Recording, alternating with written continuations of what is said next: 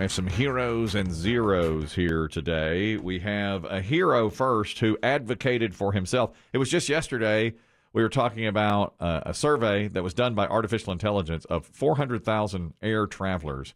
And they said, what would you like most to make your flying experience better?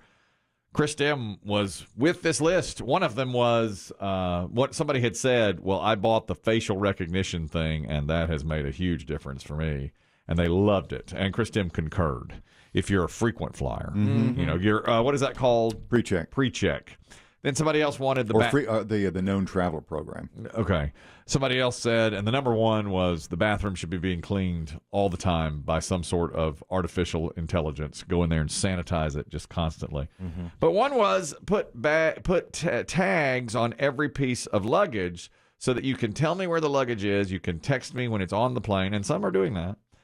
And Dave pointed out you can do that yourself if you want. You can buy one of those Apple Airtags and put it on your luggage. But I think it's pretty smart. It may not be incumbent upon the airlines to do that with every single piece of luggage that they have to transport. That's what the survey was wanting. Yeah, I mean, that's I a get lot. that. It's a lot. That's a lot. There is a guy today out of Atlanta, and he put an AirTag on his suitcase or inside his suitcase so he knew where it was at all times. So he went to baggage claim after flying into Atlanta, and bag didn't show up, bag didn't show up, bag didn't show up. So he went to the airline. They said, we can't help you. We'll do what we can. We'll try to find it. So he decided, I'm just going to track it myself. He looked at the AirTag, realized, okay, the bag is no longer in the airport. What happened was somebody literally walked into the airport off the street, grabbed the bag off the conveyor belt, and left. Easy to do. Yeah, exactly. So he's talking Many about... bags look alike. Many bags look alike. They're all black or gray. His bag looked like a lot of other bags. And golf clubs. He said, I waited there for like 30 minutes, and finally I was like, this bag isn't showing up, How frustrating when it goes round and round and it's not coming Well, out. let me ask you this. I've never used an Apple Airtag, but Biggie, you have one, right? Yep. And Kelly, wife, has one on The dog. The dog, by the way, which is never out of her sight.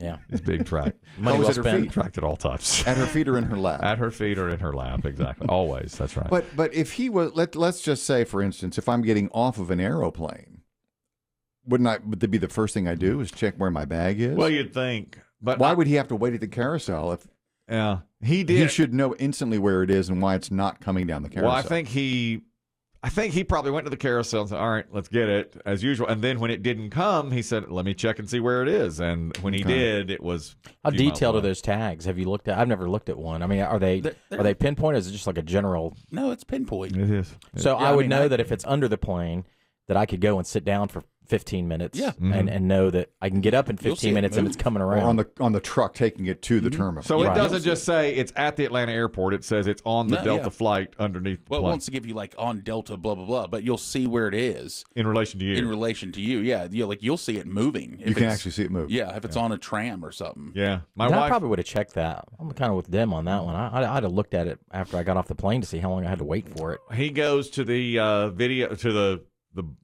luggage claim, and it doesn't come out, and that's when he checks it after waiting. But he got no satisfactions from the airline and wound up going to trace the AirTag to the place where the bag was and found somebody not only with his bag, but wearing his clothes. And he's talking about it now. I'm going to baggage claim and all that, trying to look for my luggage. Standing there for like 30-something minutes or so, not seeing it. Eventually, I pull my phone out because I have an AirTag in my luggage. After I seen that it was not in the airport, it was actually in Grady. This silver one right here, I have a tracking device in here, and I tracked it here to you. And you have my shirt on. That's insane. My shirt and my jeans. That's my jeans. You're wearing my jeans. He had a cop. He had a cop with him. They got everything back. The guy had all of it. And it was just somebody who walked in off the street and took his bag. Yeah, they literally did it that way. I'm really surprised we don't hear more stories like that. Because that's the one part of the airport where there's zero security. Zero check. Yeah, and you can walk right in because there's doors right there to walk out. Yep. Once you get your baggage. Now you don't know what you're getting, and you don't know if the person is watching you that it is their bag. So that's kind of a risk too. You'd have to get there first, and take the first bag that comes off. Exactly, and just get it and go. This guy. Would you grab one that had like what's that thing? That little Hello Kitty. Would you wait for like just a generic black suitcase? I want a black. I want a generic because I feel like business people with a lot of nice clothes would travel with a very nice bag, you know? Yeah. I think the nicer the luggage, the nicer the clothing. You've seen my luggage. Yeah. I have. You've seen my clothing. It's a duffel bag. It's isn't a it? duffel bag. I will not go. You're a with- walking duffel bag. I'm a duffel bag. But you know what you're getting. You could get females' clothes. You could get a woman's. Yeah. You get what you get. And then you get in the car and you see it. And then if you don't like what you got the first time around, another flight landed in an hour, go get something else. Yeah. You know, you're right. These kinds of crimes, I'm surprised they're not more frequent. But with Apple Airtag, you are able to track it. I'm sorry. at this point. Did you say which airport this took Atlanta. place? Okay, so there's a billion planes Of landing course, every minute. Yeah, absolutely. We have that's the hero is the man who went to get his own bag and advocated for himself. The zero are these guys that are now going to Target stores and Walmarts. It's a TikTok challenge, and we're hearing about it now from a woman in California. The challenge is you go into a department store, you go up behind someone, one person is filming, and another person puts a bucket on top of their head. You know what I'm talking about? A bucket on top of your top of your head. Like a big plastic cleaning bucket? Yeah. Yes. Like a mop bucket? Yes. Or like a tub. That's right. So a woman named Lana Monahan, new mom of twin boys, was in the Target in California, Tustin, California. She crouched down to buy some baby formula or something in the baby aisle, and some teen ne'er-do-wells come up behind her and put a bucket from the mop department on top. You've been bucketed. That's right. Does it have a funny name? And they run off. I do not see a funny name. No. It just says bucket trick. I've seen some videos too. What they do is they'll have a bucket in like two buckets. Mm-hmm. So when they put the bucket on somebody's head, they'll put one on their own head. So that way, when the person pulls it off, like, hey, they see them and they have a bucket on their head too. And they're like, what's going on here? So then it's really confusing to the person because they're like, did you just put a bucket on my head? But wait, you have a bucket on your head too, you know. Did she have her twins with her? Yes. That's kind of scary. Yes. And she says everything went quiet, dark, and there was no air inside that bucket. All right, Mom. Hang on a second now. Was it a bucket or a sack? It was a bucket. There's air. She removed the bucket in 3 seconds. She turned and saw 4 individuals filming her and laughing hysterically, and they ran off. She said, I'm 30. I have epilepsy. I'm a new mom. I was frightened to death. The sheriff's department is saying, we've got to put an end to this now. You can't be putting buckets on people's head. That's a crime. That's an assault. Well, it is. Yep, that's an assault. She says, I can't get it straight and I can't sleep. She's tossing and turning. All right, all right. She Now, I don't know enough about epilepsy. Would that be triggered by that? I don't know how to. She didn't have an episode, but she does say, I'm epileptic. You just never know. She says now every time I'm I left-handed. She says, listen, every time I go outside, I'm looking over my shoulder. Who's Bucket, next? bucket. The bucket trick. The I bucket. can't clean my house. Looking for buckets. Can't mop. I'd just be scared because somebody want to take your kids. I mean, if they put a bucket over your head and could run off with anything you got, Takes you 3 seconds to take it off, 5 seconds to take it off. That's right. Yeah, poor choice on their joking part to do that, especially if the kids are there. The Tustin police said they targeted her because she was knelt down and looking at baby soaps, what she was looking at. So it was an easy target. They just looked down the aisle, saw her, and did it. Man, not cool. Teenagers, man. That's what they are. Yeah, it's not cool. Don't do anything. Do it like to your that. friends. Yeah, if you want, do it something like that. Here's a hero, a good. I think it'd probably break my nose. I've got a longer nose than average. You're right, especially if it was a metal bucket. And Yes. I have a fear of that, like ring on the metal bucket getting caught below your chin. You can't. Come on, Gomer. You get it off. Like a hangman's noose. It is. I always had that fear. I always had that Oh, come fear. off. It's got a chin strap. Exactly right. I think my father put a bucket on my head when I was a child. I have just a fleeting memory of that. That explains a lot. A metal bucket. He'd ping on the side of it, when I had been bad. Help! It's terrible. Here's a hero. A woman in New York says EMT rescuers are her hero. She got her fingers caught in a grocery cart for a half hour, and they needed to call EMTs to get her fingers. What's with the time delays? All 3 of these stories take too long. Time delays. Airplane guy, 30 minutes? buckethead, 3 seconds? finger woman. 30 minutes. Well, they're busy. I mean, her life's not in. It's just her fingers. She got her, Where? Her name is Ashley Nolan, and she says, I was embarrassed because I got my fingers caught in a grocery cart. I can see how that could happen, but Do you think that's a good question? Where do you think she put something in the cart and then her finger all of a sudden, or maybe that part, where the flap where it goes up, where the other carts slide into it? That part's moving. It could be. I guess they got it on video of her getting the finger out of the cart. You can hear the moment. Oh my God, the sheriff is here. Did you call 911? No, you can't pull it out or anything, man. There's a knuckle there. That's the problem. Okay. They lubed her up with some mayonnaise. Thankfully, they had some there at the store. Mayonnaise. All that olive oil. All that baby oil in the pharmacy section. There's KY in the family planning aisle. They're just embarrassing her. They're making it. Agree. Yeah, they did that on purpose. Mayonnaise? Come on, man. There's Crisco right there. She was in the mayonnaise aisle. Well, move her. She was in the She was in the mayonnaise aisle. Where's family planning? They went and got Why mayonnaise? Use the ketchup. Use the mustard. Man, I was in Costco yesterday. They have family planning in there. You should see the tubs of gel and the condoms. The condoms. I mean, it's condoms and tampons mostly, but they put all that other stuff there too. The condoms. The love toys and over eggs. in Costco. You got to buy 1,000 of them. You have to. You're going to stay busy. There's a big package of them. Your son's ship off to school gift. That's what you got to slide across the table to I was him. looking for face wipes for my wife. And I'll tell you, actually, I shouldn't even be talking about this. I got home. I had to buy just a couple of things. Celsius energy drinks, face wipes for my wife. I got dinner out for the family. And I bought romaine lettuce for our guinea pigs. Wow. And that's not cheap. No. So I come in and my arms are all full. And we have no counter. There's no kitchen island. Or you can just dump your things. Right. So I put everything down. I put everything away except I left out one package of romaine lettuce out of the fridge for just a few minutes. I didn't even realize I had done it. I put everything else away. Well, then here comes the family, and they start eating. And my wife snaps at me because I didn't put the romaine away. And I had just been pushed just a little bit too far, And I said, well, I'm real sorry that I went out on a special trip and got everything for this family, including your dinner, and put it down and didn't do it to your satisfaction that one romaine thing is left out. And that made dinner very awkward. As you can imagine, dinner was incredibly awkward. And then later, my wife got up to go to use the bathroom, and my son said, "You just owned her." No, that's a good delay. It's one of those references where the real Chris Kelly slips out. Yeah. I just showed her what's good. And I found this rock under the table. And under the table, rock pounding. I said, son, we're a team. Your mother and I are a team. She didn't realize that she ain't on the team. And I said, you know what? I went too far. I said, it's lack of sleep. These guinea pigs can't eat warm I know. romaine. What's the deal? Who cares if it's warm or cold for the damn pig?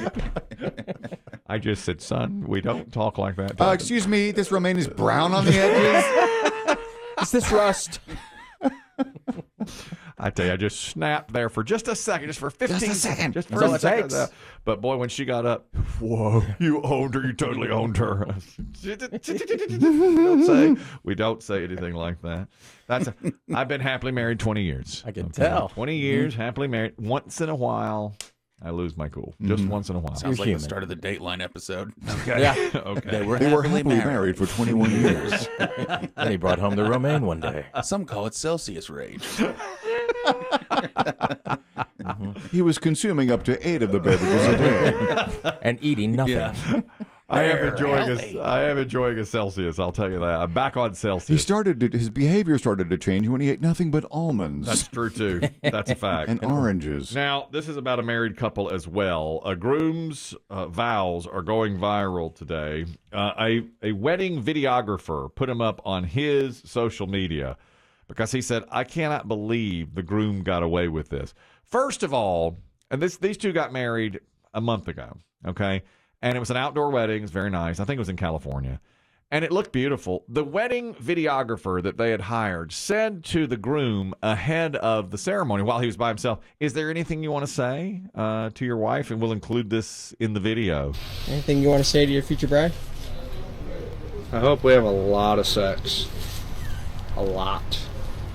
All right. So he says It's that. like when he's getting dressed right before he walks out. That's right. The jacket wasn't on, but the vest was. And so he's, I hope we have a lot of sex. All right. Okay. All right. Now then, he does the vows, which he had written himself, and the wife had already gone.